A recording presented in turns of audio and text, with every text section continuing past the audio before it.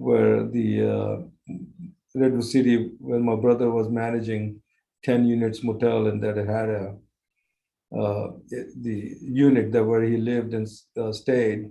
I would say, if I had to guess, it was probably 500 square feet space, where 8 of us were in the same place, 9 of us, including my Bobby. So there was a pretty interesting transition. This was a Jack in the Box. That was my first job. So basically, when I talk about 3 top entrepreneur things, third was inclusion. I mean, that simply meant for that your vision should be painted alongside you. You probably heard this quote. Dave Packard said that successful, you had to be hard-headed and soft-hearted. You have to be hard-headed and soft-hearted. Result must rule, but people must matter. And after a while, Jack in the Box as a fry cook, I've managed to work up the rank until I was promoted to a manager of San Jose location, which you guys can see. It was an old Jack in the Box. It doesn't look like this anymore. While I was the manager of the restaurant, customer came and asked me if this store was managed by corporate or franchise. I had no clue what that meant.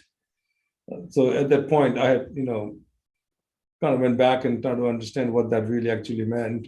And the idea of becoming franchisee developed in my mind. Of course, curiosity got the better of me after that. After learning the difference between the two, I began really paying attention to Jack in the Box. At the time, actually, by luck or by the timing, Jack in the Box had sent the memo out, and with the following message that they're looking for, they're going to franchise a corporate restaurant and actively looking for a prospect for a franchisee. Actually, almost immediately, I applied to become a franchisee. At that time, not an ounce of hesitation. For a kid that barely spoke English and lacked confidence, this was the most confident I had felt about anything at that point in my life. It was as if the fruit of my labor was just finally beginning to blossom. I thought I could manage this store at the highest level. Why couldn't I own it? I chose to challenge the status quo that day. I applied for it, and due to my performance at the restaurant as a manager, I was approved as an operationally after the interview. But then after they offered the store to purchase, with the help of really friends and family, and to this date, I thank all the support that I ever got from my brother and my sisters. I was able to, put down payment together, and I bought my first restaurant in 1989. I still have the location. I visited every so often to remind myself where it all started. What spoke volume to me that also my family and friends took notice of how hard I was working, and they knew that I would never settle for less, that I would show up day in, day out to do whatever it took to succeed, the belief in something that I will never take it for granted.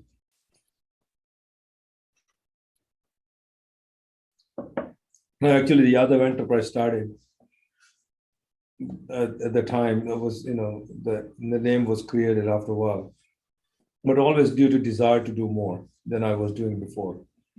And I still feel that way to this day. My mission every day is to stay on path of evolution that necessitates the success. Maybe the best advice that I can give you today is to outline 5 principles given by the Strive Masiawa. When I learned and researched about the Zimbabwe's first billionaire, the Strive's 5, when he founded his company Econet Wireless, the telecom license in Zimbabwe were dominated by government. The government in the country ruled by dictator Robert Mugabe. Strive actually sued the government for Zimbabwe and fought patiently. Despite hardship for 5 years before the Supreme Court ruled in his favor, and he continued to patiently wait for the result and continue to fight. He was an engineer with an idea, and today is a billionaire with operations in 17 African countries and someone with a great economic, social, political influence.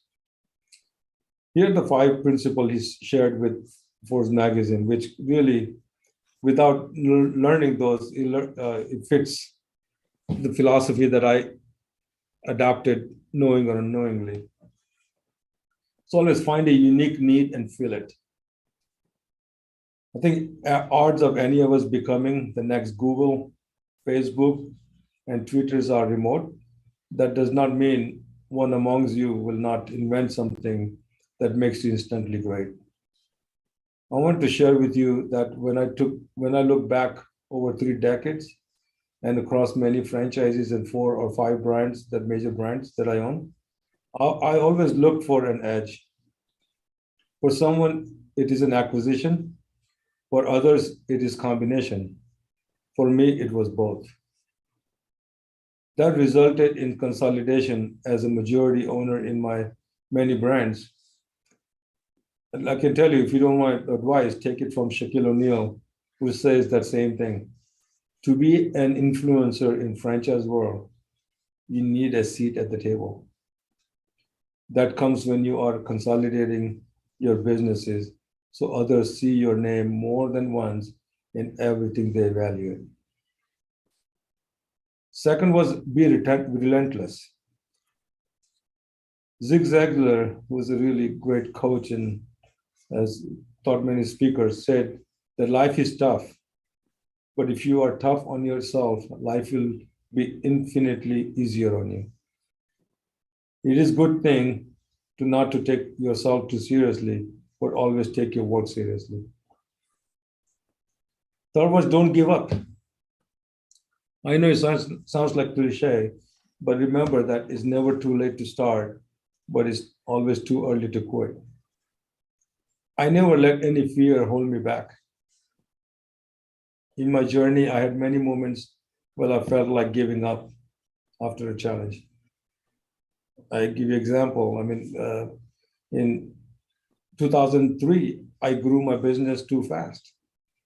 I had an opportunity to buy one restaurant, then I bought second restaurant, and uh, there's a little snapshot I'll share with you. But 2003, I had 7 restaurants as a franchisee, and the corporate decided to refranchise. They called me if I was ready to buy 25 more restaurants. I was so excited. I said, yes, I'm ready. I thought I could do what I did with 1, 2, or 3 store acquisition that I could do with 25. Let me tell you that even that event where I was, grew to the point that I could do that, I learned very quickly this restaurant that I bought, they were not buttoned up. I was putting a fire in every restaurant. The store that I purchased was not properly staffed. They had many issues. So basically, I went making over, I would say, so much money to losing so much money in the first, next year. This event actually went on for a couple of years. It almost put me into bankruptcy. I went almost out of business, and due to trying to put the fire and stay in the business, actually that's when my health problems started, also from the stress. Corporate saw that I was really putting a lot of effort and ability to try to build the business. They came back and say, "Hey, we will be happy to take your stores back." But I said, "You didn't put a gun to my head. I made the decisions. I'm going to find a way to get myself out of this hole." I never gave up. I could have easily given up, but I always believed in myself and my ability to put the fires out. I did put the fires until I was able to sit back and find a way to grow again and do it all over again. I learned very quickly, always have infrastructure and the people to support you before you take on more responsibility.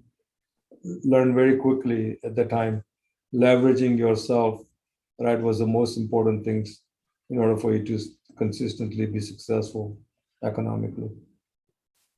I managed to bring those restaurants to profitable level, and after that, I've so much success stemming from one business owners, stemming from other businesses owners who ended up walking away from the business because they gave up a little too early on their ability to make it work.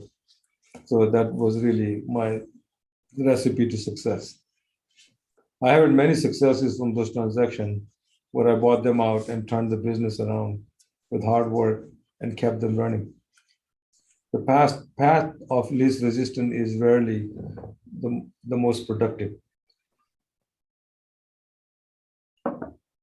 Fourth was like pray. I'm not a religious man, not that I go to temple every day. I'm a religious man. But I would like to add that the will and the skills are closely aligned to the spirit that guides and motivates that. For most, that is God actually. And if the religion is not your thing, it boils down to sheer acceptance that your vision is boundless and you're working to illuminate the biggest picture. The fifth was give back. The immersion said, if you want to pull me up, you must be on higher ground. Always give more than you have. It will pay off in the long run. In my journey, I have helped actually, looking at how do I give back, other than the being involved in a lot of charities and a lot of organizations that's really giving back. And there's the kids, there's a backpack for Monday Matters and all those things. I've helped a lot of people that helped me in my journey. Actually, the manager who hired me as an employee in 1984, I helped him become a franchisee of Jack in the Box. He owns 3 Jack in the Box in Dallas. The person who actually recommended me to get a job, I helped him to become a franchisee and being a successful businessman. I mean, you kind of look back and say how you can help individuals that has really made a difference. And I heard my good friend Chris Dunham, who's a great speaker, by the way, offered by him the word glow. It was always glow was like give more than you have, to leave more than you take, offer praise to those around you, and actually wait for true applause. The way they approach my work ethics and everything is like driving a car. What is the first thing you need to do when you want to drive a car? You need to start it. Start is basically start from your start, not yesterday or history or actually any mysteries. Start from now.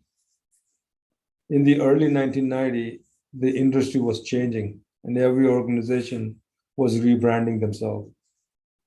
Healthy food was becoming a concern, so it was right time to enter in the market where the focus was on something new. But the delivery of that something new would have to be already established. I decided that I knew enough of the market from within and had the burning desire. The principles of starting from start is in remembering the key fact that in order to be an entrepreneur, you either find a new way of bring to market that is needed, or you look at the existing route and decide that you would add specific parameter that would allow it to excel. The restaurant business, like most other business, it's all about operational efficiency.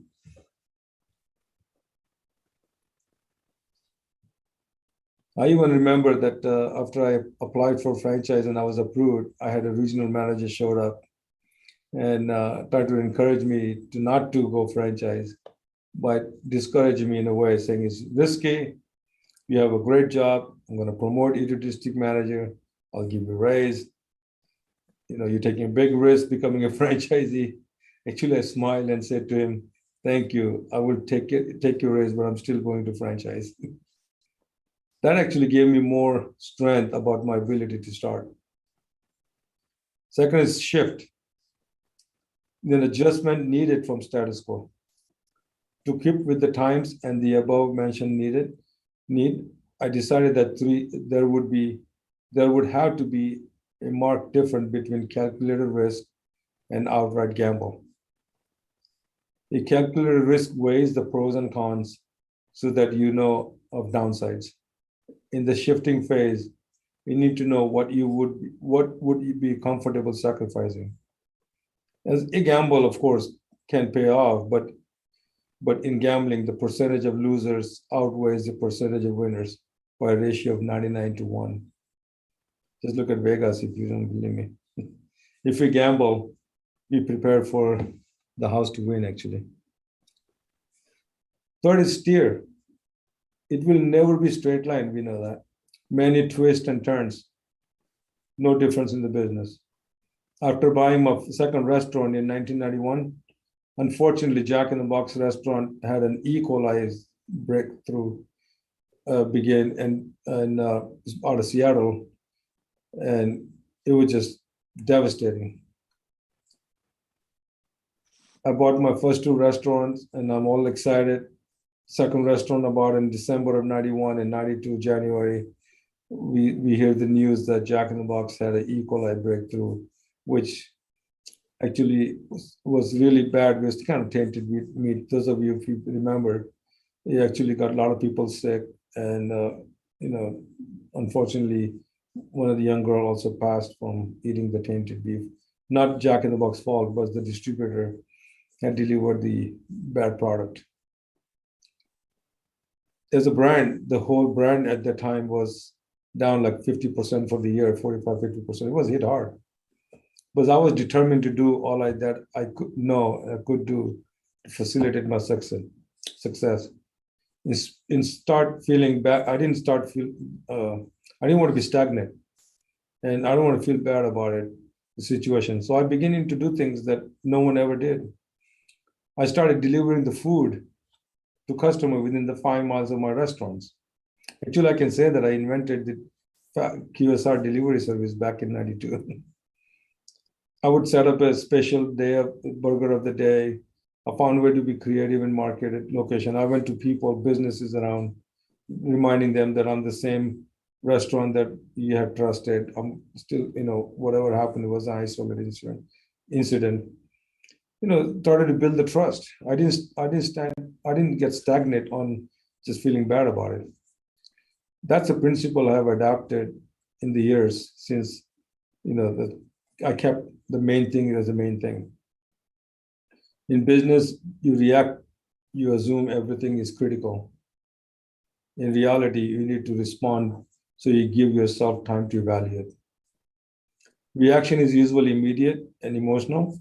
Response is timely and evaluated. Next is like swear. Avoid pothole. This is about trade-offs. John Maxwell says you can pay now or play later, or play now and pay later. I think you have to decide what you need to swear from in order to actualize your dream.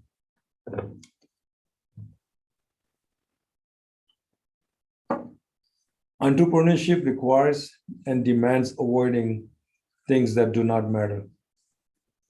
TiE as an organization has many of its members belonging to same culture, countries, and conversations.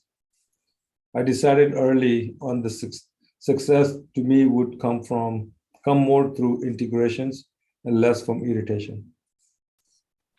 Wanting others to accept me because I felt it was right to take backseat to finding others who could increase my visibility, enhance my vision, and establish my victory. Find the writer, not necessarily everyone who is just like you. Avoid the traps of closed-mindedness.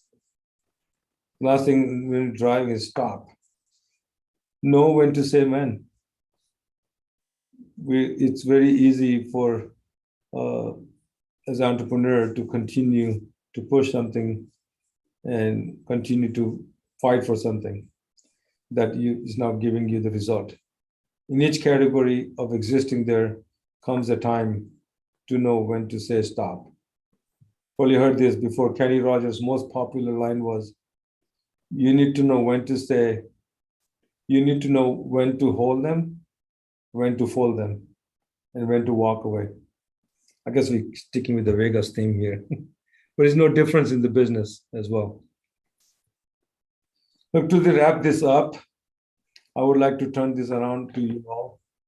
There's no doubt that all of you value your hard work as a tool for your best success, but implore you to take deeper look in the mirror. The reason I say this because all of your desire, all of your motives in every avenue in life comes from within. Whatever that has been accomplished in the history of the world has been accomplished by another human being that breathes and bleeds just like the rest of us. Remember that there was nothing special about them until they accomplished what they set out to do. No dreams out of reach so long as your approach is in line with your destination. And the beauty of that is that destination may change many times after you start the car. But I want to reiterate that I was studying in electronics engineering, walking down another path until this path that I walked on today became too apparent to avoid.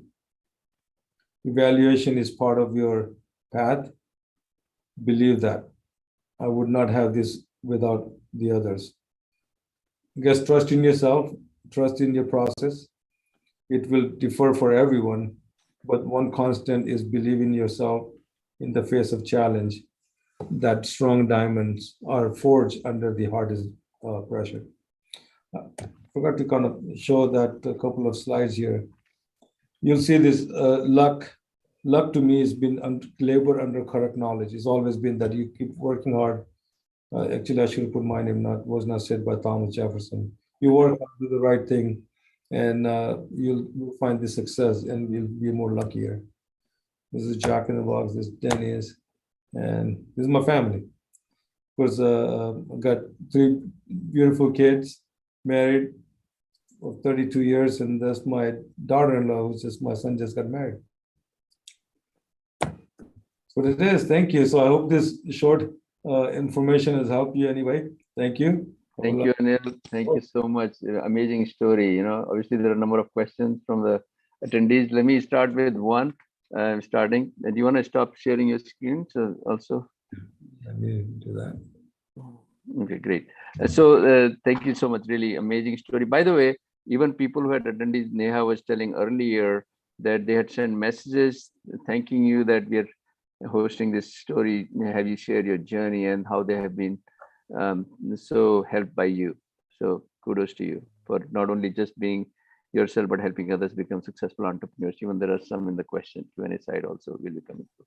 Right. So one, let me just always start with the first question. So I was reading this multi-unit franchising magazine. Usually I just did research on your side, and I think they have had 3 articles starting from 2008, 2012, 2018. And so one of the question was that one of the statements you made there was that much has changed in the marketplace, not all for the better, and competition has been in a more discounting mode. Government intrusion is another significant factor, challenging factor that you all have been facing in that market. And consumer demand and technology has also changed the way you do business. So could you elaborate a little bit more on these 3 points, like competition, the discounting mode, government intrusion, as well as consumer demand and technology, how it's changing? Well, no, as I said earlier, this segment of the business is very competitive, right? I mean, in a way, if you look at the business, the pie has not growing. Everybody's fighting for the same businesses that you're out there, right? So everyone's really trying to figure out what is the best way to attract the guests in their 4 walls. And that has forced a lot of businesses to do things that fundamentally you may not want to do. Either is discounting, either is enticing people by giving the food different way, innovating the product that you not normally can get in this QSR space. Technology piece by creating the either is a digital menu, either is a third-party delivery, either is the curbside pickup, and digital menu, or you look at the online app, all those things has created so many different avenue of to create the day part that didn't even exist. So, then you talk about government intrusions, the legislatures that makes it harder. Either is a calorie counts you have to put on, or either creating these workforce requirement that makes it difficult, either from the food quality, you name it. I mean, I can go on the list of things that creates that kind of problem. So it always has to be constantly and watch out for those challenges, and then continue to innovate in order to be successful and try to fight for the same business. It's never been easy. Yeah, thank you so much, Anil. So let me start with the audience first question. It's from an anonymous attendee. How challenging do the local laws and high costs in California make it to operate your restaurants in that state? Thank you. California, I mean, I do business in about probably 19 different states. And I can tell you that California is one of the most litigious and most complex from the legislations. And this, of course, the labor pressure, what you're hearing, and the challenges that it brings is becoming most difficult to do business. I think it's being in the. If I was not Californian from the time I had come here, I don't think I would have a energy and the desire to continue to grow in the California business, because it is one state that finds a roadblock for you to be continue to make a difficulty. So from legislations to labor pressures to the cost of livings, you name it. I mean, the business is continue to be very difficult here. It doesn't seem like it's getting easier than it needs to. Thank you, Anil. So second is from Poonam. Hi, Anil. A truly inspiring account of your successful journey as an entrepreneur. What has been the biggest challenge in your journey so far? I can tell you, I never normally use this in my career as a minority or being different part of the ethnic group than here. Earlier, I would say the biggest challenge has been for me, the people to believe in you, that you have ability to really break through and take this your company to this level. So I always felt like that you would have to work twice as hard, continue to prove yourself again and again, that you not only that you have ability to do it, but you actually can do the bigger and better. Other than that, and that not that ever stopped me, because the glass ceiling that I felt that they put on you, always have shattered it by showcase that I can do better than the others, and I have the ability. The people finally gave me opportunity. The other challenge is that I would say that in this industry, that if you don't continue to be innovative, and if you don't have a culture of taking care of your people, success of your being continuous success will be very difficult, because at the end of the day, this business is all about the people that you have in you, because we expect them to do the engineers work with paying the minimum wage, basically. So it's all about creating the culture where they feel like they're appreciated. Thank you, Anil. Next question is from George Abraham. Anil, very inspiring story, amazing growth trajectory with all the franchises. I have two questions for you. What made you get into other brands instead of just accumulating more Jack in the Box boxes? And to do multiple brands create any additional issues as far as strategic vision? Yeah, good question. So number one was that when I was growing with Jack in the Box, Jack in the Box had the limitation that how big one franchisee can get. So that was always on the back of my mind. And diversification was important, because you put all your eggs in one basket, and not that Jack in the Box. I think Jack in the Box has been a great to me. That has been really successful. They had the limitation that it cannot be more than 10% of the brand. So very quickly, I was getting close to 10% of the brand. So I always felt like I would have to, in order to continue to invest and grow your business, you should diversify. and always look for the complementary business, basically non-competing, different customer base, different potentially geographically located. So that way I'm able to, benefit from the time that when California, like winter is busy and some part of the country, winter is slow. Stuff like so, and those were the driving force. But I tell you, diversifying was the biggest benefit that I had because it gave me perspective to different businesses, also opportunity to take advantage of other concept that was totally different customer base. Okay. So next question is from Mini Suri. How did you change the business model of 25 restaurants that took you to success? Actually, the one of the biggest learning was from that was to have a infrastructure to support the growth. I think we sometimes, I always use this phrase a lot. When we drink your own Kool-Aid, you'll never know if it's bad because you're gonna always say that everything's good. So I always thought that I can continue to do what I did with a smaller number of units. But then buying 25 stores really taught me a big lesson. Not only you had to leverage your self potential properly, you had to have cash, for any rainy days, and you had to have a people to support you, and the right people to support the organization. So you could get your message carried forward faster. You cannot be multiple places at the same time. And that's one of the things that I always did after that. Always had a strong operator, a strong support system before I decided that I would decide to grow.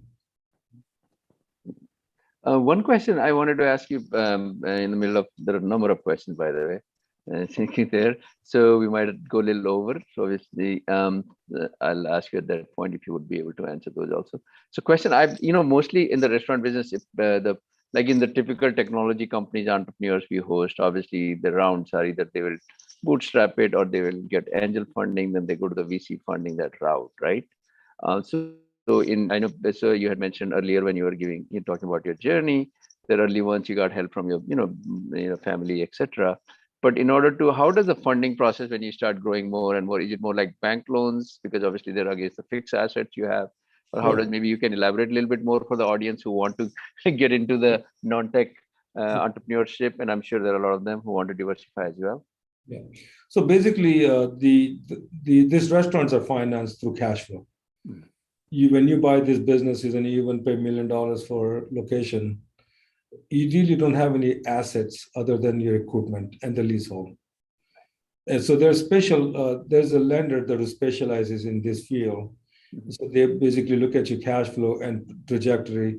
They project from there to see how much you can borrow and how much you'll be able to service the debt with.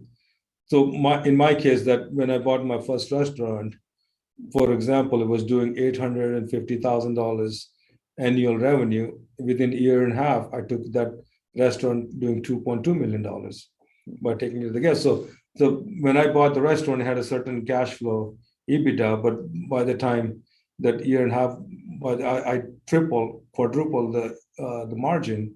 So the bank looked at that and said, okay, well, I have ability to turn the business around.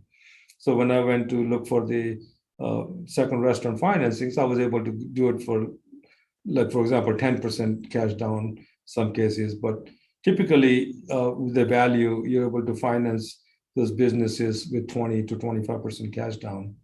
And I just basically continued to build the cash from the business that I own and went to buy next one, then built more, then used the same amount to buy more.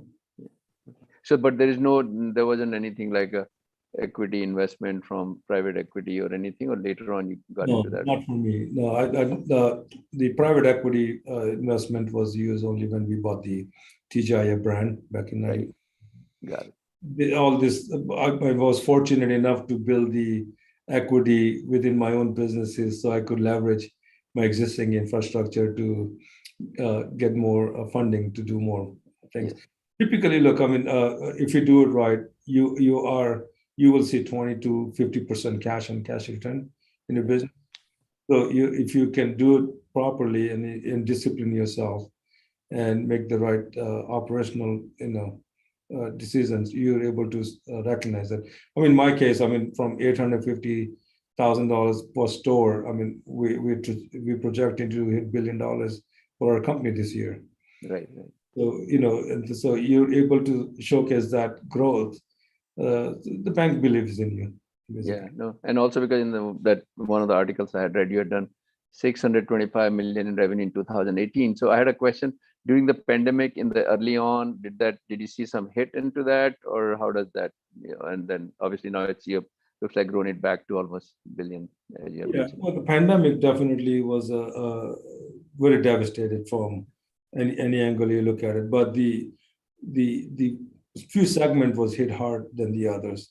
The drive-through things obviously did fairly well because everybody else was shut down, the dining business. So people were able to go through in the drive-through to buy the food. So our fast food segment did extremely well in the pandemic time. But the sit-down restaurant completely was shut. We were shut down for 6 months, as in some restaurants were longer.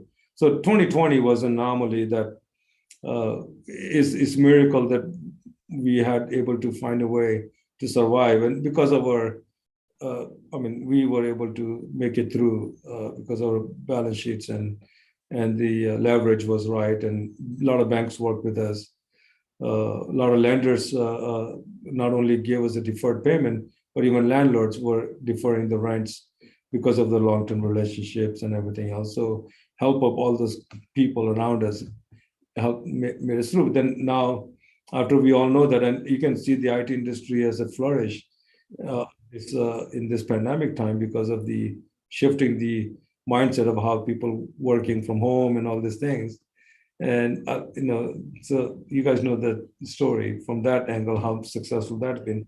But the demand and people cooked up for years has helped us come out of it. So for blessing that feels like that we are, if we can hire enough people now, we probably do better. The staffing is the biggest challenge right now. I'm sure like the Jack in the Box or the drive-through, then whereas TGI, those are the sit-in kind of restaurants. So it also helped you, I think, this diversification in a way, right? Yeah, it was diversification, but actually it's forced a lot of the brands to innovate themselves and get themselves out of the comfort zone. A lot of brands didn't have a digital app, didn't have a curbside pickup. We didn't have a third-party deliveries that kind of. So everybody were forced to kind of innovate to create that kind of business model to survive.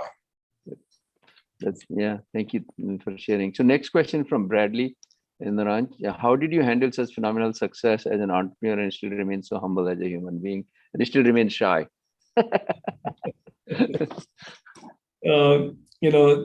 I give credit to, actually my wife has always reminded me to be humble. Don't forget where we come from. But beside that, I mean, look, I remember the day that I worked for Jack in the Box.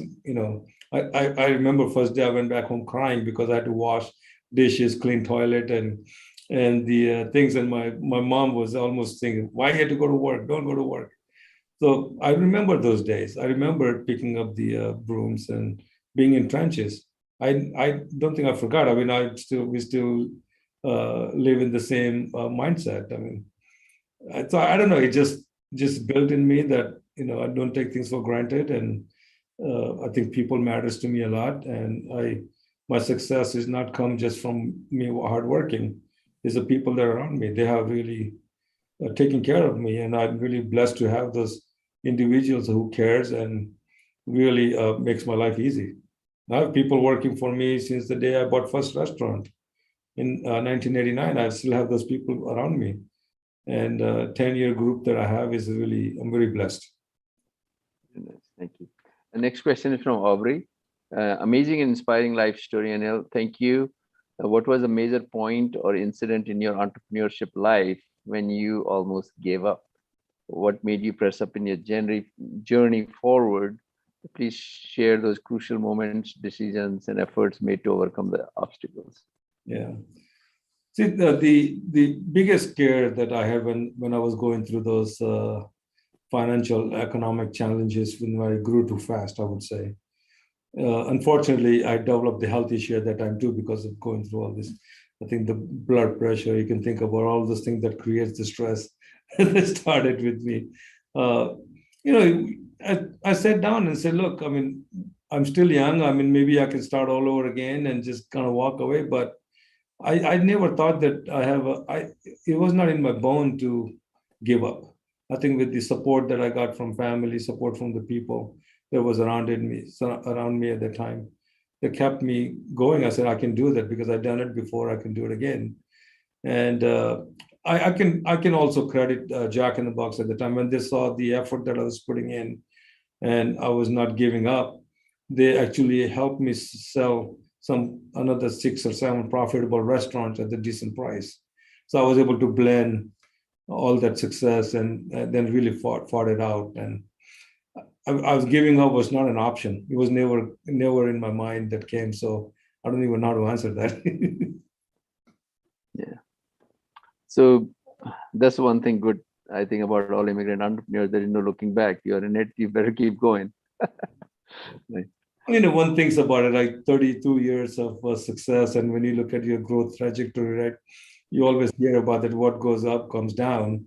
And Yeah. it scares me. And that's why I'm continue to fight to be innovative, continue to look for the growth, not because I want to do more or I want to have a number of units and I need to have more store.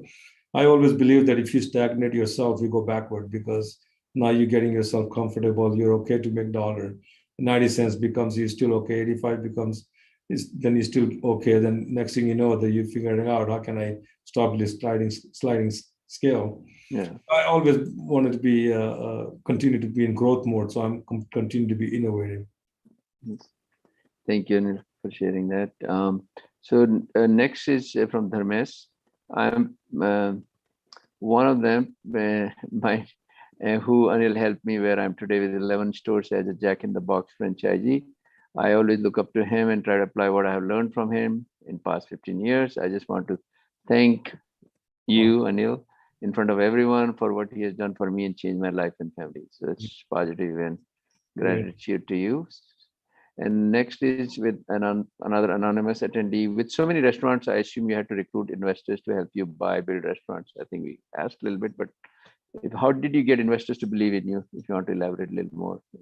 I think the investors, there's really no outside investors. It's the lenders basically that have helped me grow because when you see the constant growth in your EBITDA margin by really continue to grow in the four wall by having four wall executions and the sales trajectory goes up, the bank tend to believe in you, tend to give you credit for something that you think you can do future.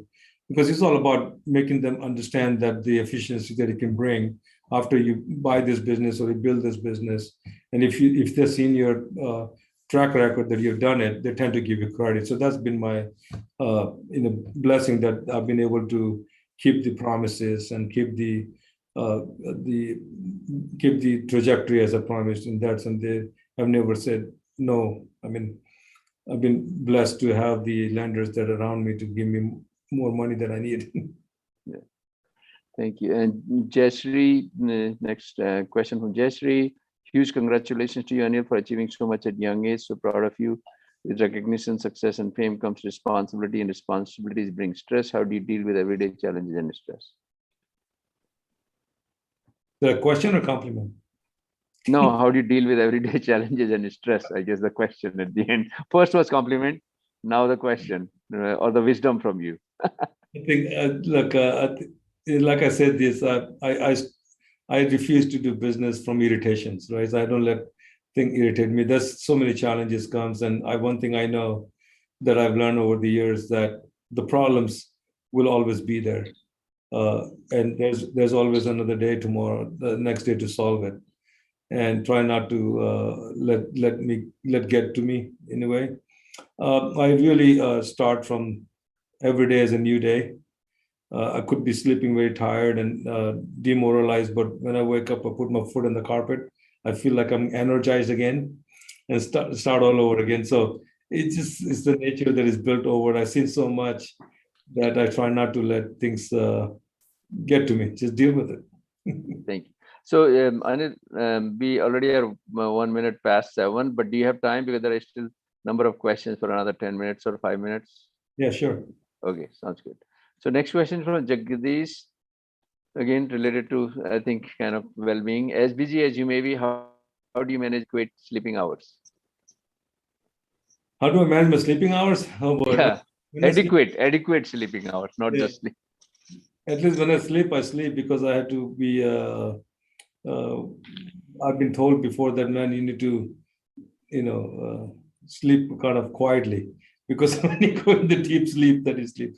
Look, I think over the years, you get used to of getting number of hours sleep that 5 6 hours been adequate for me, and but try not to stress more than anything. It's just I don't think anybody, at least me, I feel like if I get 6 hours sleep, I'm good. I'm in good shape. Thank you.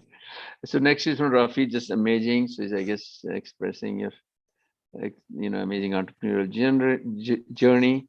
Next is from Venk Shukla. When it comes to technology for the restaurants, are you an early adopter who takes risk on new technologies ahead of the corporate headquarters, or do you wait for the corporate or other big franchise to bless it first?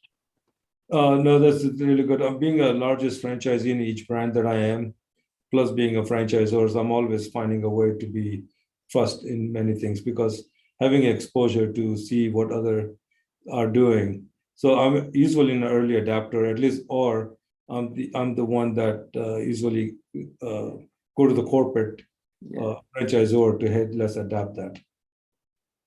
It's very. And and then next is from Andy. How do you hedge your labor and food costs with inflation rising? Right now is the biggest challenge is to hedge that because the inflation has been hit very hard. But normally we tend to hedge the lot of product at the level at least going out like year, 12 months to 18 months possibly. But it's been very difficult in this environment to even hedge because a lot of our purchase has been like cost plus, and we usually work because you want to manage the business model by allowing them to also make money, but also allow it to have exposure to how they price their product.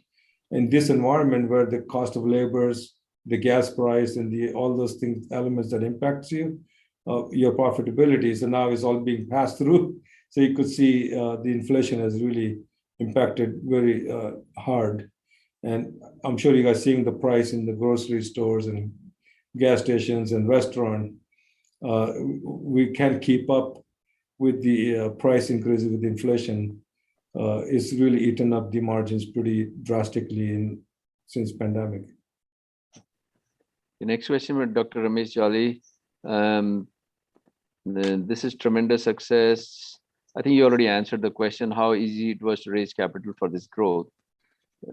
Unless you want to say something more, but no, I mean, like I said, I've just been fortunate because I've been able to showcase that I'm able to uh, deliver what I promise to the lenders every time. And the franchisors also believe in you because you do things what you're supposed to do and you run the business effectively. So they give you opportunity to grow when there's opportunity. Next is from Anirudh Yadav. Is it related to you? No. What's the main thing which drives you to overcome negativity and demotivation? Ignore. Okay, I will ignore. As a franchisee and an anonymous attendee, as a franchisee, do you and your team make a significant effort to drive revenues, or do you depend on the franchisor to do that? Also, are you interested in adding additional brands to your business at present? So the franchisor's goal is to give you strategy, right? They give you the names and they give you the certain aspect of the business which impacts as a brand. It's actually franchisee's responsibility to execute those strategies and to the highest level. So you could see the success that you want to see in your four walls that you operate under. So you have to, the franchisor cannot do the job for you. Every restaurant operates differently depending on your ability. So you have to be really up to speed on how you run your business, from training, Yeah. from coaching, yes, the economic pay whatever that goes. And I don't know the second part of the question I missed. Second part was basically, are you interested in adding additional brands to your business at present? Yeah, well, I would never say no to anything. It has to be right for our business. It has to be complementary. It has to help the current portfolio. We don't.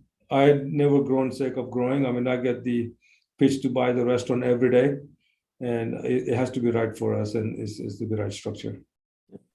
Next question from Des Shukla. Could you please share some insights on how you scaled the business? How I do what? How you scaled the business?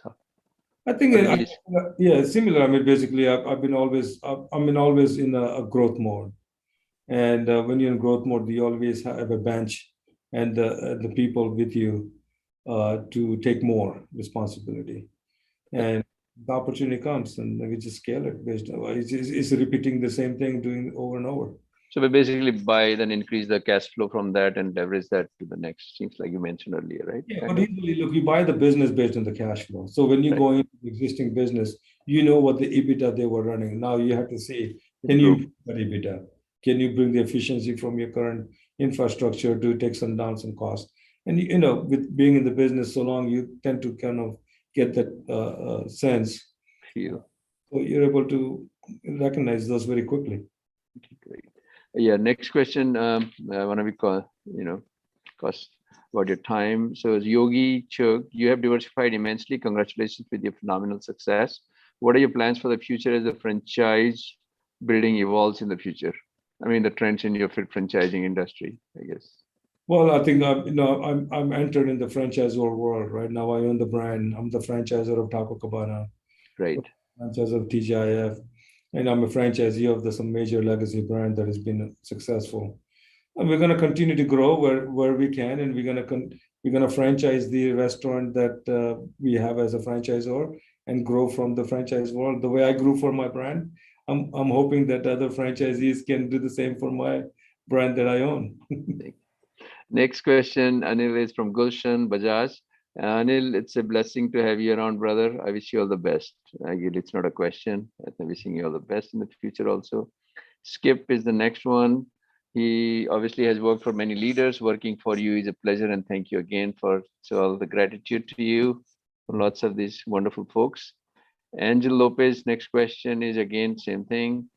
Thank you for inspiring and changing people's lives, especially mine and my family. God bless you. Inspire me daily. Thank you. Lots of kudos. Anil, you must have done something good, I guess. Thank you. And Mariam Klein, I understand that Anil also owns 4 golf properties. What inspired you to be part of the golf industry? Actually, I also had that as a question I was going to ask you later on.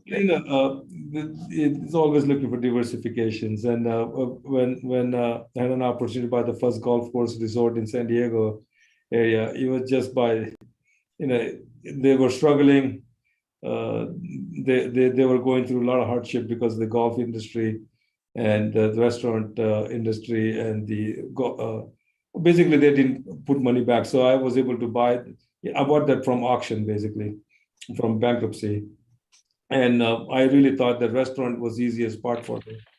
And if I can fix that. And the hotel, I had some experience because when we came to this country, my brother was also managing 10 units motel, and we learned how he has operated those businesses. So it was kind of diversified. And looking at 220-acre land in the middle of the city, I said, what's the worst thing can happen? I got myself in, like Miriam, the person we just talked about. She's actually one of my the leader who oversees almost four golf resorts. Very strong leader, and it's been really blessing to have them as well. Oh, that's awesome. Thank you. So next question from Rajiv. Congratulations on your success and inspirational story. What advice would you give yourself if you're starting out now with all the experience you have had? My goodness, I probably would have a 2,000 restaurant by now. If I knew what I know now today, if I knew 30 years ago, just kidding. I guess you just keep doing what you've done, and I would do it all over again the same way. Okay, all right. So the last question from me is, any words of wisdom for aspiring entrepreneurs, trends and opportunities that you see today in the hospitality industry who want to, get into the hospitality industry? basically. I think understanding understanding the segment, right? Understanding business. For me to make a decision to buy a business worth $1, $5, $10, $100 million is easy decision than even investing $100,000 in the segment that I don't understand, right? So I think if you guys, anybody wants to diversify or invest in this segment, just understand the segment a little more of how this economic works, and is the cash flow business. So you do have a tangible things to look at it, but is the fear of buying something without any asset is hardest thing to cope up with, because you're paying $1 million for the unit sometimes with just equipment value. Mm-hmm. And when they don't own the building, they don't own the land a lot of times, and they say, well, I'm going to pay you $2 million for this business, but you have to understand the economics. And one of the things I always tell people, and if some of the people that are listening to me, that I use this a lot, don't let fear ever hold you back, because fear is what makes a lot of people decide to go forward, not unknowns. If you believe in it, take a leap. If you trust it, make a decision. Don't leave it for any room for guessing this out second time. So. Thank you. And by the way, I had told some of my friends to attend the thing. I said we might get some discount codes for the food tomorrow. Just kidding. Anyway, thank you so much, Anil. Really great story. And so many people obviously have, been. You can see that there are like still 25. And I'm sure some people might have added some more questions, but really, really appreciate you being here and coming out of your shyness and pushing you into the discomfort of sharing slides since yesterday. And so thank you again, really, and we're really great to have you. And so we'll have our next event on April 19th for all those attendees. If you want to listen to a tech story now, so we really, so please register for that. And Anil, thank you again for. I know you didn't want to do it, but I said please do it. Thank you very much. I appreciate it. Thank you. Thank you so much. All right.